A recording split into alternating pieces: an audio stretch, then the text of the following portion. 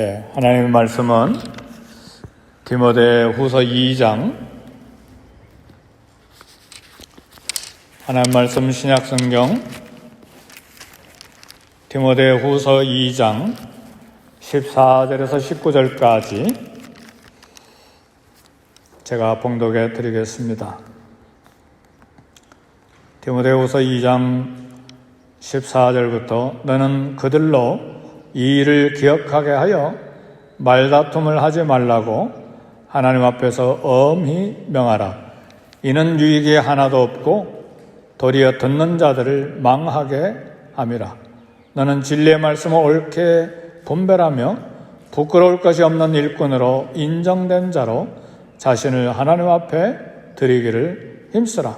망령되고 헛된 말을 버리라. 그들은 경건하지 아니하며 점점 나아가나니 그들의 말은 악성 종양이 퍼져나감과 같은데 그 중에 후메네오와 빌레도가 있느니라. 진리에 관하여는 그들이 그릇되었도다. 부활이 이미 지나갔다 하므로 어떤 사람들의 믿음을 무너뜨리느니라. 그러나 하나님의 견고한 터는 섰으니 인침이 있어 일렀으되 주께서 자기 백성을 아신다 하며 또 주의 이름을 부르는 자마다 불의에서 떠날지어다 하였느니라. 아멘. 우리 인사하실까요? 네, 주의 이름으로 환영합니다. 서로 인사하십시다.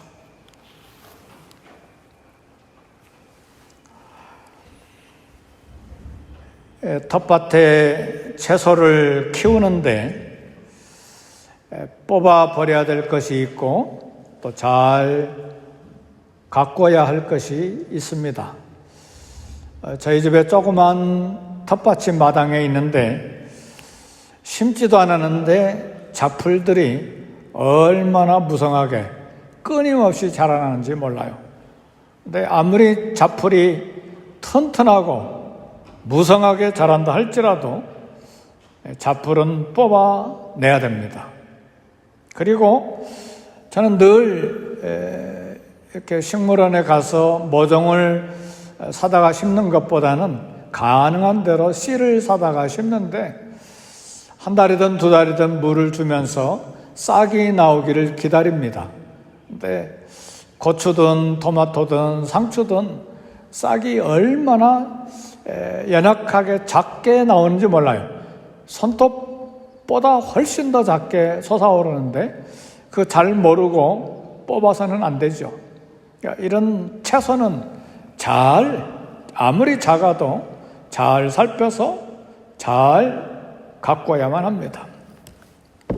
예수님이 죽음에서 부활하시고 승천하신 지 불과 30여 년 정도밖에 지나지 않았는데 사도 바울이 통곡할 정도로 거짓 교훈과 거짓 교리들이 교회를 사정없이 흔들었습니다. 사도 바울은 죽음을 앞에 둔 사형수로서 지하 감옥에서 젊은 목사 디모데에게 편지를 했습니다. 이 에베소 교회에 거짓 교훈을 퍼뜨리는 것에 맞서서 싸워라, 그렇게 명령했습니다. 잘 붙들어서 지켜야 될 진리가 있고 피하고 버려야 될 거짓 교훈들이 있습니다. 2000년이 지난 지금도 이 바울의 권면은 우리에게 거대한 교훈이 됩니다. 오늘 본문 2장 14절 너는 이 일을 기억하게 하여 말다툼하지 말라고 엄히 명하라. 말싸움은 상대를 비난하게 만들고 말싸움 하다 보면 인격까지 무너뜨리게 됩니다. 그리고 혼란에 빠지게 만들 수가 있어요. 처음에는 옳은 진리를 이야기한 것 같았는데 감정이 거기에 섞이면서 누가 옳은지도 모르고 감정 싸움만 되기 때문에 말다툼 하지 말라고 엄하게 명령해라. 왜냐하면 말다툼은 실수하기 쉽고 헛된 말에 휩쓸릴 수 있고 또 거짓말에 유혹될 수가 있어요. 없는 이야기를 이렇게 지어서 또 공격할 수도 있기 때문에 그렇습니다. 그래서 바울 사도는 젊은 목회 디모데에게 말싸움은 피하라, 버려라, 엄히 명하라, 그렇게 이야기한 것입니다. 그러나 중요한 것은 진리의 말씀을 잘 분별해서 실천하기를 힘쓰라, 그렇게 이야기했습니다. 그래서 오늘 15절에 보니까 너는 진리의 말씀을 옳게 분별하며 부끄러울 것이 없는 일꾼으로 인정된 자로 자신을 하나님께 드리기를 힘쓰라 그랬습니다. 한마디로 말하면 설교하고 가르치고 그 다음에 해야 될 일은 설교한 대로 살고 가르친 대로 살라, 그런 말입니다. 그러니까 말씀을 옳게 분별하고 이해하고 깨달았습니까? 그러면 하나님의 일꾼으로 인정된 자로 자신을 하나님 앞에 드리기를 힘쓰라, 그 말은 말씀대로 삶을 보여라, 그런 말입니다. 가르치는 자와 설교하는 자는 먼저 실천하고 그 다음에 가르쳐야 되는가? 아마 그렇게 되면 아무도 교사나 전도자나 설교자가 될 수가 없을 것입니다. 왜냐하면 모든 교사들은 분명히 완전한 사람도 아니고 완성된 사람도 결코 아닙니다. 그래서 교사, 전도자, 설교자, 성숙이 진행 중에 있는 사람들입니다. 그래서 우리 그리스도인들은 그런 이야기를 하죠. 우리는 아직 건축 중에 있습니다. 완성된 건물이 아니라 아직 건축 중에 있는 미완성입니다. 그 말은 인격과 성품과 믿음이 계속해서 지어져 가고 있는 건축 중에 있는 미완성품이다, 그런 말을 하는 것입니다. 그래서 우리 성도들은 서로의 결점을 발견했을 때 손가락질 하지 않습니다. 손가락질 하는 사람들은 자신에게 손가락질 하는 것이 우선순위에 있어야 될 것입니다. 목회자는 분명 하나님 말씀 권위 안에 있고 또 권위 아래에 서 있습니다. 그래서 목회자의 설교는 회중을 향함과 동시에 자기 자신을 향하는 것입니다. 따라서 모든 교사와 전도자와 설교자는 늘 자신을 살펴야 합니다. 그것을 어려운 말로 성찰한다, 그렇게 말합니다. 그리고 선배는 위의 사람이죠. 친구들과 같은 동료들이죠. 후배들을 통해서 나를 평가해야 합니다. 그리고 그 평가를 들어야 됩니다. 그러나 오늘 본문에 소개된 거짓 교사들은, 사회비들과 거짓 교사들은 절대로 스스로 자기를 반성하지 않습니다. 말씀을 옳게 분별하라, 그 말은 말씀을 정확하게 깨닫고 이해해라, 그리고 자신을 하나님 앞에서 인정된 자로 되기를 힘쓰라, 그 말은 말씀을 가르치고 전한 대로 사는 자로 하나님 앞에 인정받아야 된다, 그 말은 삶으로 실천하라는 말입니다. 참 교사가 거짓 선지자보다 더 옳은 것은 말을 더 잘하기 때문이 아닙니다. 참 교사가 거짓 교사보다 더 나은 것은 신학적인 깊이가 더 있기 때문도 아닙니다. 참 교사가 거짓 교사들과 다른 것은 교사는 진리의 말씀을 삶으로 살아내기 때문에 참 교사라, 이렇게 말하는 것입니다. 이것이 복음을 전하고 진리를 가르치고 전도하는, 말씀을 증거하는 방법입니다. 우리 강해 설교라 그렇게 할 때는, 우리 교회는 지금 강해 설교를 새벽 주일 계속 강해 설교하죠. 주제 설교가 아니에요. 주제 설교는 어떤 중요한 문제를 갖고 집중적으로 설교하는 건데, 강해 설교는 성경 한 권을 택해서 1절부터 계속해서 설교해 나가는 것을 강해 설교라 그렇게 말하죠. 근데 이 강해 설교는 성경을 부지런히 연구하고 해석해서 전달하는 것인데, 그러나 많이 연구하고 아무리 잘 해석하고 아무리 잘 전해도 삶의 실천이 없으면 가치가 없습니다. 예를 들면 사람들의 건강을 책임지는 영양사가 건강을 가르치면서 자기는 늘 비만인 사람이 있어요. 변호사와 검사와 판사인데 오히려 변호사와 검사가 판사가 고발당해서 재판을 받고 감옥에 가는 사람들도 있어요. 지금 한국에 그런 일이 벌어지고 있죠. 그렇죠? 검사가 오히려 고발돼서 재판에 들어간 사람들이 있어요. 의사인데 줄담배를 피우면서 다른 사람 건강을 치료하고 돌보는 사람도 있어요. 투자 전문가요, 재정 전문가인데 자기 재산은 파산된 사람이 있는데 남의 재산 그리고 컨설팅 해주는 사람이 있어요. 마찬가지로 교사요, 전도자요, 설교자인데 말씀을 가르치면서 어긋난 삶을 사는 사람, 여기에 대해서 바울은 거짓 교사와 구분해서 먼저 진리의 말씀을 붙잡아라, 그리고 그 말씀을 실천하기를 힘쓰라, 그렇게 이야기하는 것입니다. 망령되고 헛된 사람들의 교훈, 이것을 버리라. 오늘 16절 17절 그렇게 말합니다. 망령되고 헛된 말을 버리라. 그들은 경건하지 아니하며 점점 나아가나니 그들의 말은 악성 종양이 퍼져나감과 같은데 그 중에 후메네오와 빌레도가 있느니라. 알렉산더까지 포함하면 세 사람을 소개합니다. 이 속되고 허튼 말은 거짓 교훈입니다. 그리고 이단의 말, 오늘 본문에서는 악성 종양이 퍼져나감과 같다. 여기 악성 종양을 어떤 질병인가, 옛날 2000년 전에 바울이 편지를 쓸 땐 암이라는 것을 몰랐기 때문에 악성 종양이 퍼져나간다. 그런데 성경학자들은 이 질병을 암으로 번역합니다. 암세포가 자라면 손쓸 사이 없이 온몸으로 퍼져나가잖아요. 그래서 몇 달 안에 많은 시간 지나지 않아서 사망한 경우들이 많죠.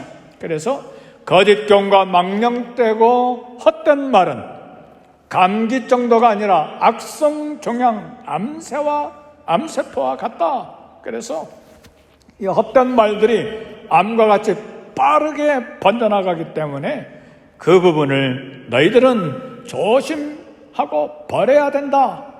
그랬습니다. 말씀을 듣고 분별하고 실천하는 것은 붙잡되, 그러나 악성 종양과 같은 망령되고 헛된 말은 버려라. 그렇게 이야기하는 것입니다. 오늘 본문 디모데후서 2장 18절에 보니까 진리에 관하여는 그들이 그릇되었도다. 부활이 이미 지나갔다므로 어떤 사람들의 믿음을 무너뜨리느니라. 후메네와 빌레도, 알렉산더, 이 세 사람이 부활의 진리를 잘못 이야기함으로 사람들의 믿음을 무너뜨리고 있다는 말입니다. 감옥에 있는 사도 바울은 이제 얼마 남지 않은 시간 동안 할 수 있는 대로 디모데에게 이 부분을 강조해서 이야기하는 것입니다. 거짓 교훈의 주요한 내용은 부활은 이미 지나가 버렸다는 거예요. 이들은 실제로 영혼과 육체가 결합하는 육체의 부활을 믿지 않았습니다. 이때 악성 이단 교리는 영은 선하고 육체는 악하다는 그런 거짓 교리를 가지고 있었습니다. 그래서 선한 영이 악한 육체와 결합하는 부활은 절대 없다, 이것을 가르쳤는데, 이걸 가르쳐서 바울은 악성 종양이 퍼져나감과 같다, 그렇게 표현하면서 그 대표적인 사람을 후메네와 빌레도 그리고 알렉산더를 이야기한 것입니다. 그러나 우리 주님은 요한복음 11장 17절에 말씀했습니다.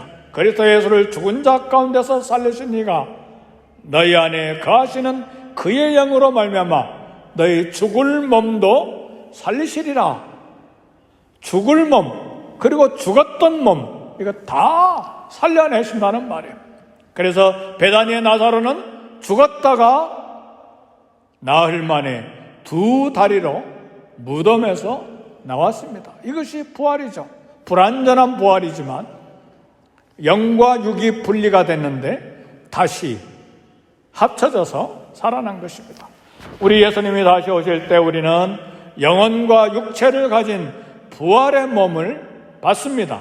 놀라운 말씀은 빌립보서 3장 21절에 보니까 그는 만물을 자기에게 복종시킬 수 있는 자의 역사로 우리의 낮은 몸을 자기의 영광의 몸의 형체와 같이 변하게 하시리라. 우리 낮은 몸이라는 말은 썩을 몸, 죄 짓는 몸, 허물이 있는 몸, 죽을 몸, 죽어야 되는 몸, 이런 낮은 몸을 자기의 영광의 몸의 형체와 같이 변하게 하시리라. 부활하신 예수님의 몸과 같이 다시 우리를 다 부활시킨다는 말입니다.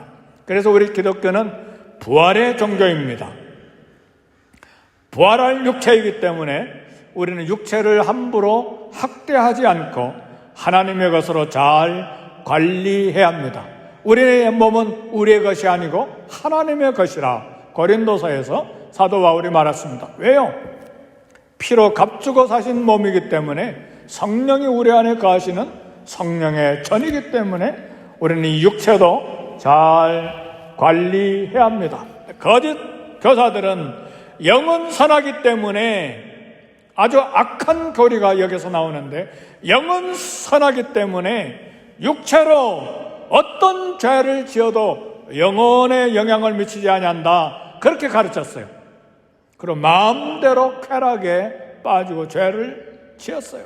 그런 사람들 중에 후메네오, 빌레도, 알렉산더가 그렇게 거짓 교리를 가르친 것입니다.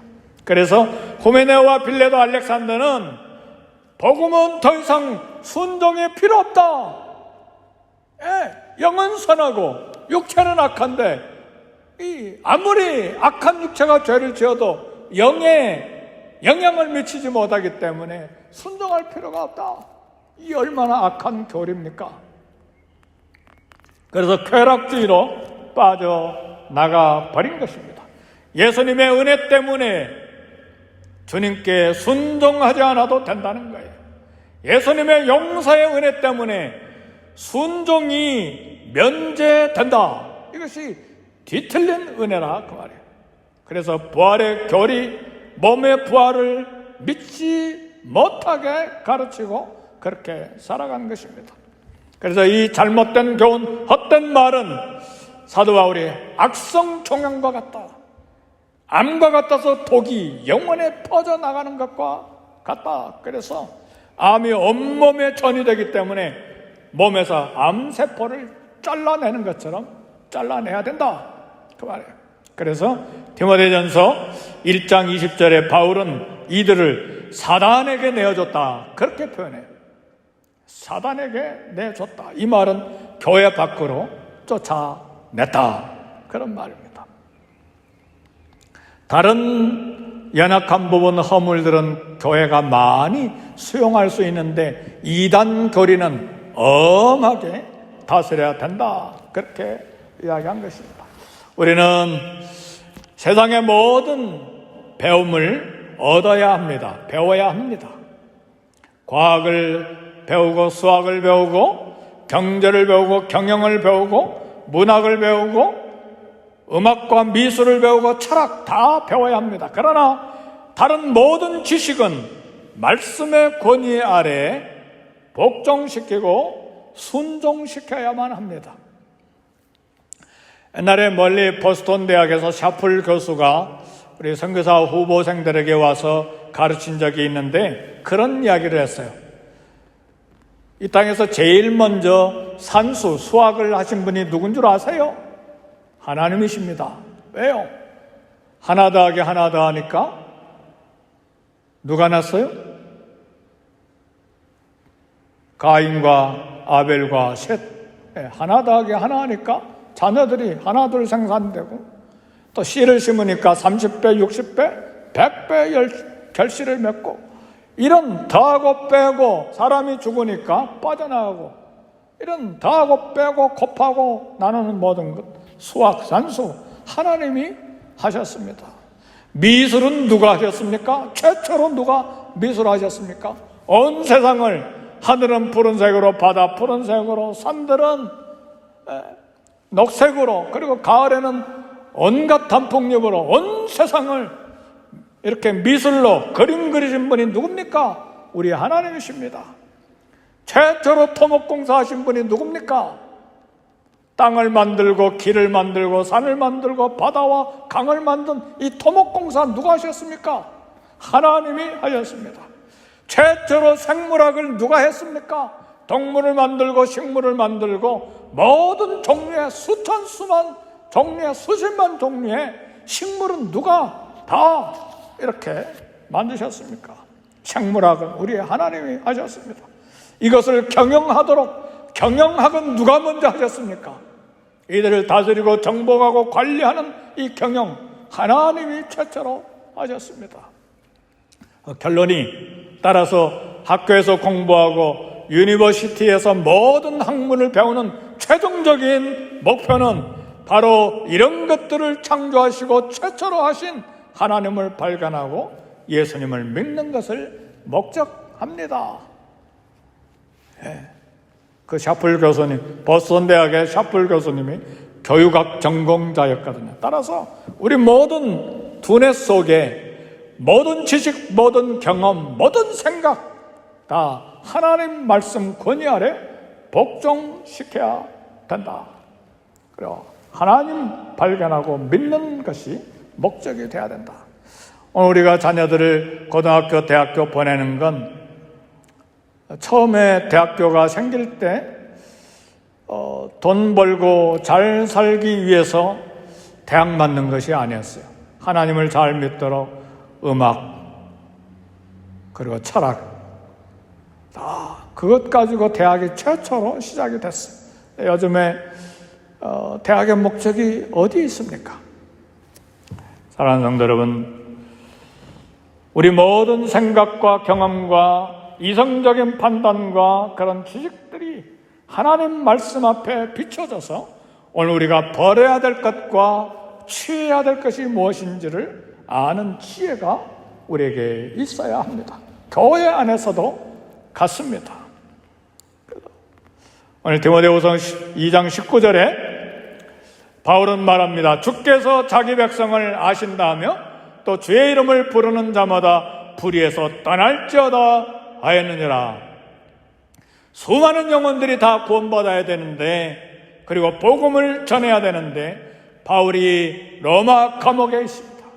그리고 로마 네로 황제는 그리스도인들을 잡아서 모욕하고 고문하고 죽이고 있었어요. 황제 네로는 이 살인을, 기독교인들을 죽이는 것을 오락으로 즐기고 있었고, 수많은 군중들을 운동장에, 로마 원형 경기장에 모이게 해놓고 군중들에게 비유를 맞춰주고 있었어요. 이런 상황에서 사형수 바울은 디모데에게 확신에 차서 선포했습니다. 주께서 자기 백성을 아신다. 디모데야, 하나님은 당신의 백성을 아신다. 교회는 그리스도께 속한 양들로 이루어진 그리스도의 몸입니다. 교회는 하나님으로부터 선택받은 하나님의 소유된 백성들입니다. 교회는 우리 사랑 한인교회만 교회가 아니고 LA 땅의 캘리포니아, 미국의 전 세계 모든 각 나라 족속 백성 방언 모든 곳에 주 예수 그리스도 이름으로 모인 곳마다 교회가 이루어져 있습니다. 그래서 그리스도를 중심으로 한 교회죠. 이런 교회는 예수 그리스도의 피로 천국 시민권을 가진 하나님의 자녀들입니다. 따라서 하나님은 그리스도의 피가 있는 자기 양들을 분명히 알고 계시기 때문에 말씀을 분별하고 말씀을 진리의 말씀을 붙잡고 피해야 될 것과 붙잡아야 될 것을 분명하게 하고 선포하고 가르치고 또 잘라내야 된다. 그렇게 이야기합니다. 그래서 마지막에 주의 이름을 부르는 자마다 불의에서 떠나라. 그렇게 거짓 교리, 거짓 교훈에서 떠나라. 따라서 참된 교회는 죄를 고백하고 죄를 거절하는 그리스도의 몸입니다. 성도는 지독한 갈등과 흔들림이 있어도 죄를 미워하고 죄를 거절하는 결단이 있어야 됩니다. 그리고 말씀을 삶으로 실천하고 생활에 살아가는지 매일 점검해야 돼요. 우리 매일 거울을 보잖아요. 하루에 2번, 3번, 4번. 여성들은 더 많이 볼 수 있는데 뭐 하기 위해서입니까? 얼굴을 어떻게 하고 있나? 머리가 어떻게 돼 있나? 그런 것처럼 우리 신앙생활하는 사람들은 말씀을 실천하고 있는지, 말씀에서 벗어나고 있는지 매일 하나님의 말씀을 거울로 삼아서 들여다보고 점검해야 합니다. 사랑하는 성도 여러분, 예수 그리스도의 사랑을 받았습니까? 예수님을 사랑하십니까? 그리스도의 몸 피로 값주고 사신 교회를 사랑하십니까? 말씀을 따라 사랑을 고백하고 있습니까? 입으로 고백하고 있습니까? 삶으로 고백하고 있습니까? 한 사람이 물에 빠져 있는데 지나가는 사람이 들여다보고 물에 빠져서 죽어가는 사람을 보고, 야, 이 사람아, 어쩌다가 그렇게 물에 빠졌나? 주의 깊게 앞을 잘 보고 걸어갈 것이지 왜 물에 빠졌어? 그리고 꾸중하고 지나가 버렸어요. 2번째 온 사람이, 이 사람아, 어떻게 물에 빠졌는가? 수영은 말이야, 이렇게 하고, 몸을 힘주지 말고 그냥 물에 몸을 맡기고 발을 계속해서 흔들고 손을 앞으로 해가지고 그 다음에 수영해서 나오는 거야. 그게 수영이야. 그러고 지나가 버렸어요. 그래, 물에 빠진 사람이 거의 다 죽게 되는데 한 사람은 꾸중하고 지나가고 한 사람은 수영법 말만 하고 지나가 버리고 3번째 온 사람이 거의 죽어가게 된 사람 보고 그냥 뛰어들어가서 붙잡아서 끌어냈습니다. 사랑하는 성도 여러분, 우리 예수 믿는 사람들은 믿은 지 오래되었어도 입으로만 생각으로만 믿는 경우들이 얼마나 많은지 몰라요. 그리고 나는 하나님을 사랑하고 주님을 사랑한다, 그렇게 생각을 해요. 성경은 그렇게 말하지 않아요. 믿음이 있으면 행함을 보이라. 선교지가 많이 어려워요.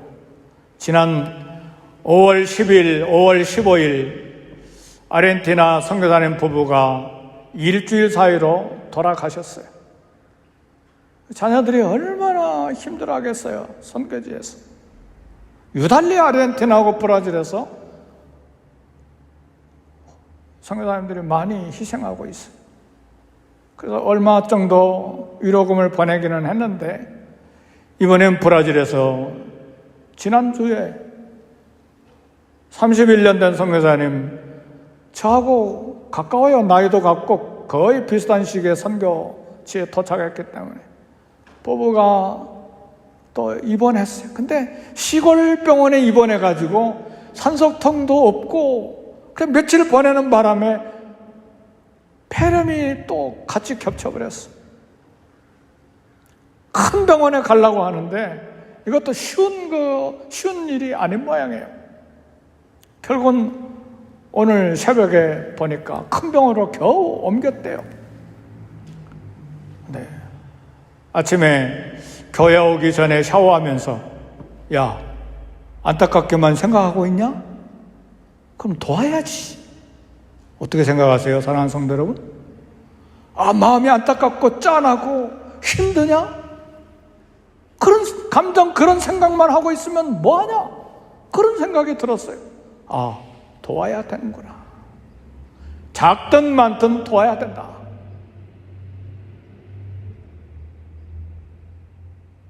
부부가 병원에 입원했나? 그런데 며칠 뒤에 죽는 경우들이 있어요. 선교제.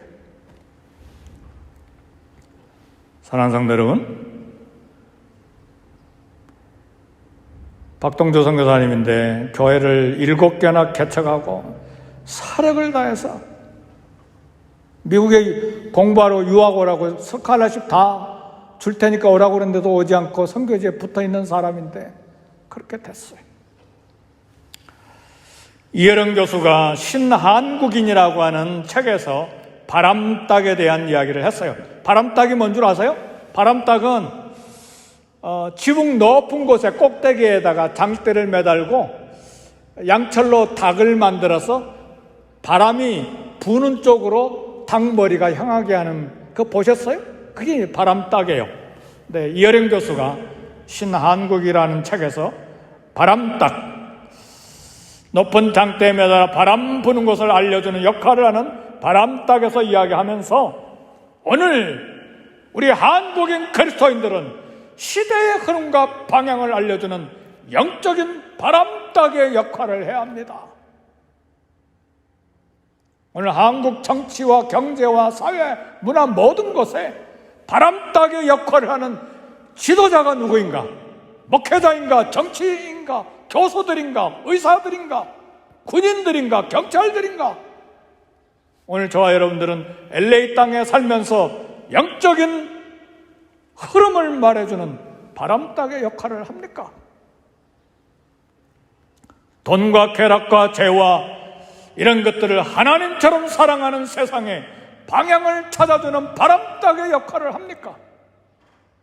그리스도인은 진리의 말씀을 붙잡고 암같은 거짓 교훈을 버리는 사명이 있고 진리를 삶으로 실천하고 행동으로 보여주는 바람닭의 역할을 해야 합니다.